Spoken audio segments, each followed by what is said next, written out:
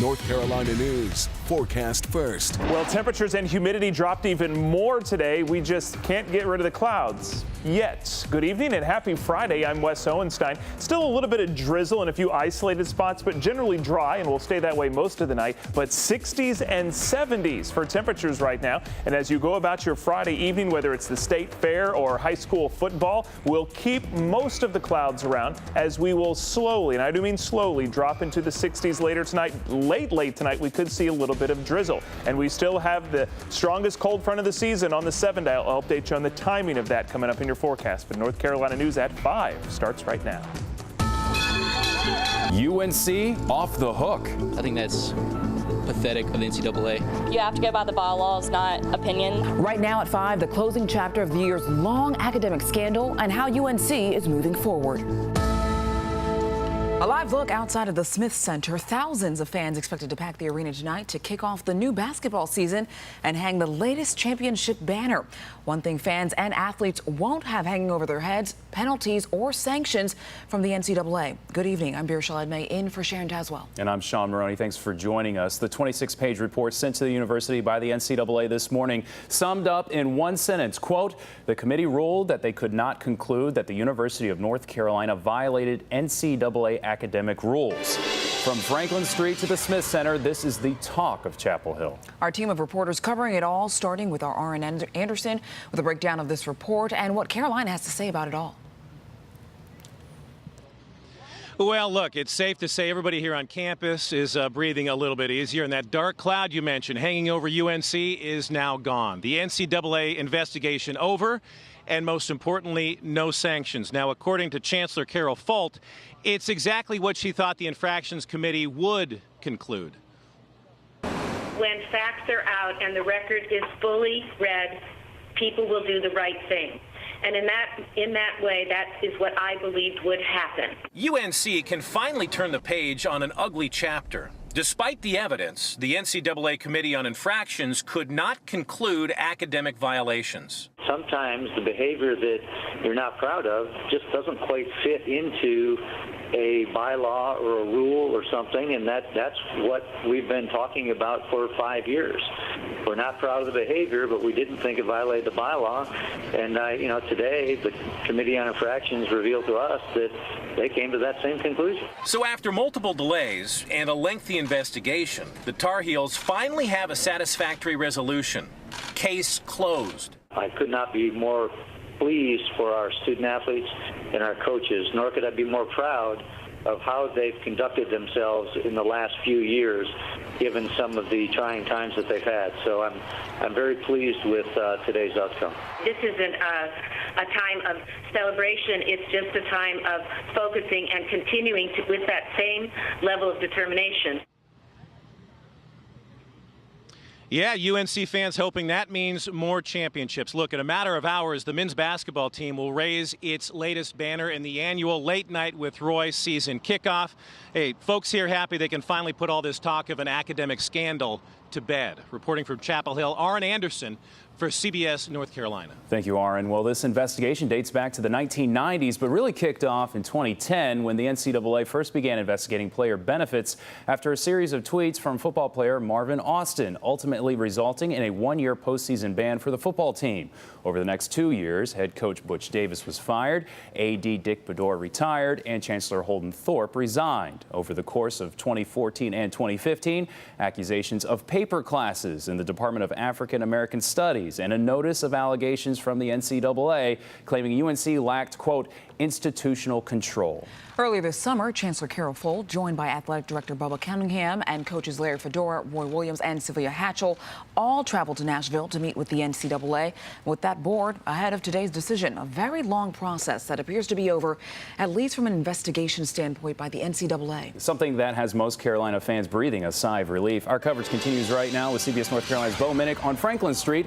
Bo, a long time coming for the Tar Heel faithful. Sean, a lot of Tar Heel fans are in Chapel Hill this weekend. There's a football game tomorrow, and as we mentioned earlier, there's also that rally for the men's basketball team tonight. This certainly has been a lengthy process, and it's one the fans are glad to put behind them. 3 words etched in chalk in the sidewalk, but 3 words that mean so much to Tar Heel fans. This has been a long time coming, and we've been going through this for a while and waiting for this day. So our luck changed on Friday the 13th. The NCAA could not conclude UNC violated NCAA academic rules, and the university is avoiding sanctions. Your reaction to this report? Thank God, because we deserve that championship. I'm excited. Tar Heel Nation's excited.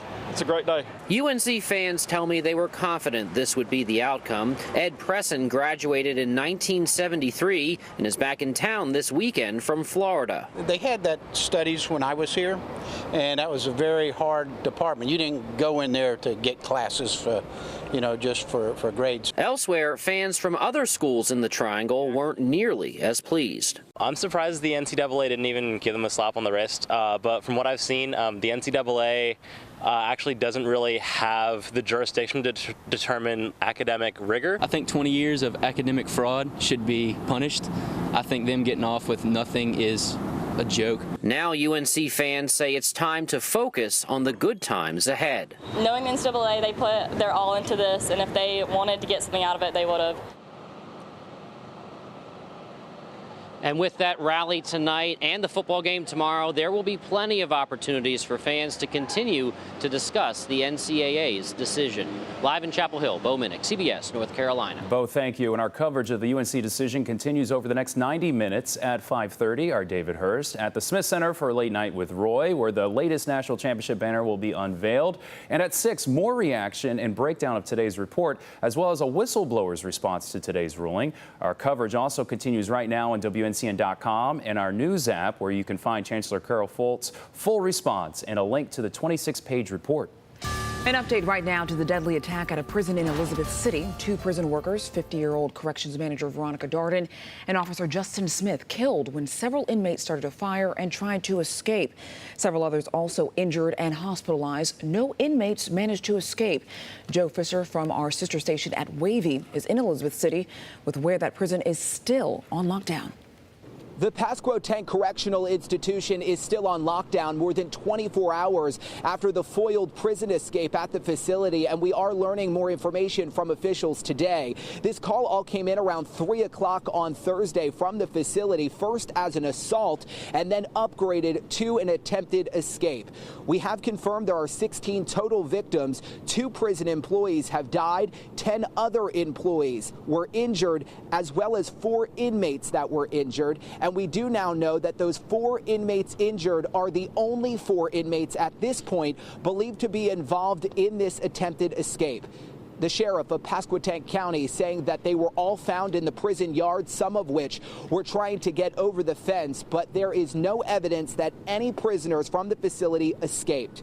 We do know that there were several crime scenes throughout the prison that are still being investigated. The prison is still on lockdown. Officials are not detailing the weapons used, but they do say because this all happened in the sewing plant of the facility that those inmates would have had access to potentially deadly weapons such as scissors. This was a massive response. More than 200 officers were on scene yesterday, and we are still working to learn exactly what charges those inmates may face once this all happens. They did not talk about that, but as we learn more information, we will of course bring that to you.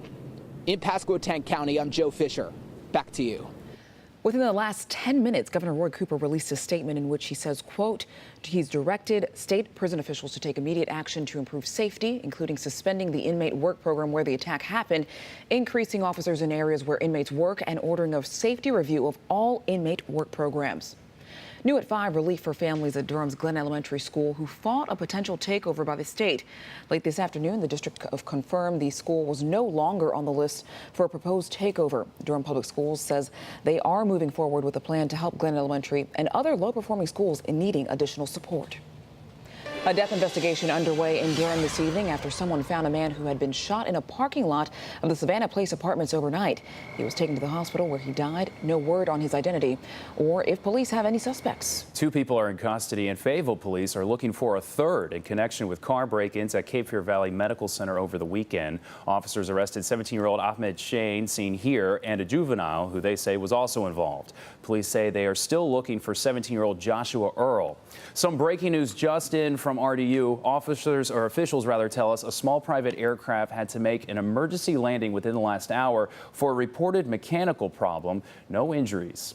Police in Chapel Hill are not saying much after a realtor found 2 bodies in a home off Franklin Street Thursday afternoon. Our Derek Lewis back in the neighborhood today with more. Today, police are gone. The crime scene tape has been removed, but questions still remain about how 2 bodies were found inside this home. Chapel Hill police started their investigation Thursday after a realtor called 911 when he found 2 bodies inside this home on Deming Road. Today, not much information has been released. Police are working to notify next of kin who are out of state. While neighbors are emotional about what happened, they are looking for answers. It was really bad for her, just sad for her, because she was just a nice lady. I just don't know what happened. I'd like to find out soon what happened. Police say no new information will be released before Monday. In Chapel Hill, I'm Derek Lewis, CBS, North Carolina. And it's hard to believe that we had 90s earlier this week. Hard to believe after the cooler weather we had today. We've still got colder temperatures next week. I'll update you on the timing of our strong cold front coming up in a few minutes. Too many credit cards? You want to start closing them out? Better wait a minute. I'm Steve Frazier. Just ahead, we'll tell you what to do so you won't impact your credit rating adversely. But first, questions about the timeline of the Las Vegas shooting. The new response from police there. Plus, while the Panthers were struggling against the Eagles last night, the real action was actually taking place in the stands. What the NFL has to say about that sucker punch caught on camera. That's at 5:30.